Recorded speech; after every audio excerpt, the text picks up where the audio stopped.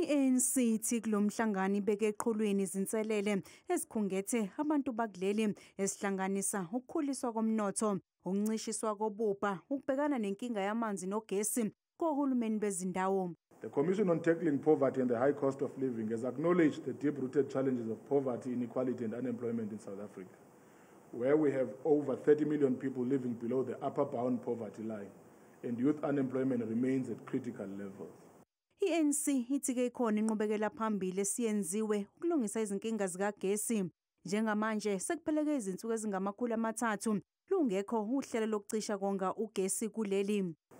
So we've made significant strides. Just the other day we made the point that we've reached over 300 days of consecutive days without any load shedding. So we have resolved, or we're on course to resolve the aggregate side of generation.